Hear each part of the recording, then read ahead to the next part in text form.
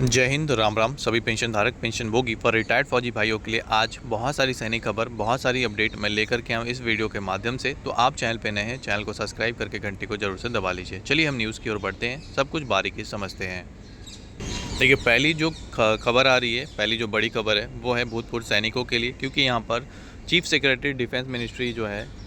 उन्होंने यहाँ पर जो है डिस्कशन किया है वेलफेयर जो एक्स सर्विस मैन है उनके ऊपर यहाँ पर डिस्कशन हुआ है जम्मू कश्मीर के अंदर। जी हाँ, JNK के अंदर एक बैठक हुई जिसमें जो डिफेंस मिनिस्ट्री के चीफ सेक्रेटरी है उन्होंने यहाँ पर जो है संबोधन किया, और उन्होंने इसमें पार्ट लेने के बाद जो भूतपूर्व सैनिक है उनके वेलफेयर में क्या सुधार होने चाहिए, क्या चल रहा है और कैसे अपडेट और करना है, इन सारी चीज़ों के ऊपर जो है यहाँ पर जम्मू कश्मीर के अंदर डिस्कशन किया गया है, रिव्यू लिया गया है, और जो भी इम्प्लीमेंटेशन है वेलफेयर स्कीम का वो यहाँ पर जो है किया जाएगा। ये जो है यहाँ पर कहा गया है, ये सारी चीज़ें अभी जो निकल कर के आ रही है। तो भूतपूर्व सैनिकों के लिए यहाँ पर एक कह सकते हैं अच्छी खबर है जो जम्मू कश्मीर के हैं। वहीं अगली खबर, अगली बड़ी खबर निकल के आई है यहाँ पर सबसे बड़े दिल्ली हाई कोर्ट का जो फैसला निकल के आया है। यहाँ पर देखिए एक मामला निकल के आया जिसमें एक अग्निवीर जो है अपने घर की ओर जा रहा था, घर जा रहा था बेसिकली, और उस समय जब वो घर जा रहा था तो उसके पास जिंदा जो कारतूस है वो यहाँ पर पाया गया एयरपोर्ट में,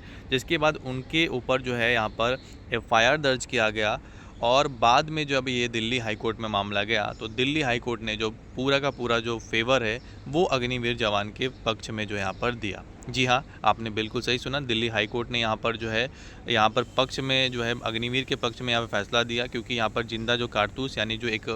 बंदूक की गोली थी इंसास राइफ़ल की 5.56 मिलीमीटर की, वो वहाँ पे गलती से उनके साथ चली गई थी, जिसके बाद यहाँ पर जो सेना ने भी सपोर्ट किया, सेना ने भी यहाँ पर जो है अपना हलफनामा दिया कि ये गलती से हुआ है, ना ही इनके पास कोई राइफ़ल था, ना ही कोई बंदूक थी, सिर्फ़ और सिर्फ एक गोली था जो कि यहाँ पर गलती से, या फिर हो सकता है किसी तरह से वो पहुँच गया हो, बट इससे कोई जो है जान माल के खतरे की कोई भी गुंजाइश नहीं थी। तो यहाँ पर दिल्ली हाई कोर्ट ने जो यहाँ पर कह सकते एक सराहनीय काम किया है, उनका जो अग्निवीर का भविष्य है वो यहाँ पर बच गया।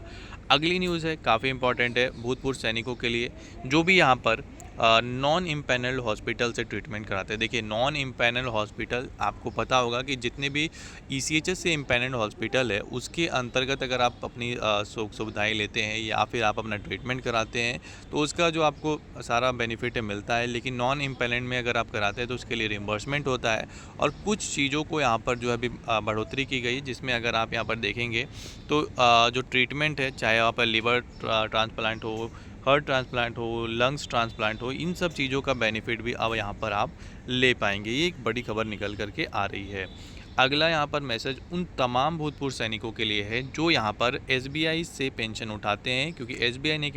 एडवाइजरी जारी किया है जिसके अंतर्गत बताया गया कि अगर आपसे कोई भी मोबाइल नंबर चेंज फ्रॉड करता है तो आप कैसे बच सकते हैं, कैसे आप जो यहाँ पर समझ सकते हैं। क्योंकि अभी जो है एक बहुत ही कॉमन चीज़ देखा गया है कि जो भूतपूर्व सैनिक है उनको यहाँ पर कॉल आता है, पेंशन रुक गया, पेंशन रुकने वाला है, जिसके बाद PPO नंबर वगैरह लेकर के और यहाँ पर कुछ मिसगाइड करके जो है उनसे डेटा ले लिया जाता है, और जिनके बाद उनके साथ जो है फ्रॉड हो जाता है। तो अगर आप भी यहाँ पर SBI के धारक है या फिर किसी भी बैंक के धारक है तो आपको यहाँ पर सावधान रहना होगा, और सतर्कता निभाते हुए कोई भी अगर PCDA या फिर SBI से कॉल कर रहा है तो आपको ऑथेंटिक नंबर पे ही जो है कॉल करके पूछना है कि ऐसा ऐसा मुझे कॉल आया था, सही है या फिर नहीं है, या फिर नज़दीकी शाखा में जाके भी पूछ सकते हैं। जय हिंद, जय भारत।